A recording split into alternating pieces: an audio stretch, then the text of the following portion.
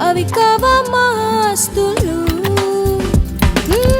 ప్రేమించక ముందరే ఈ తీయని కవితలు, తరువాత వికసురులు.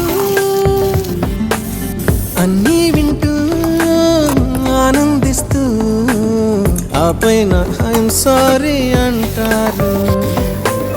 చుట్టూ చుట్టూ తిప్పుకుంటూ సింపుల్ గా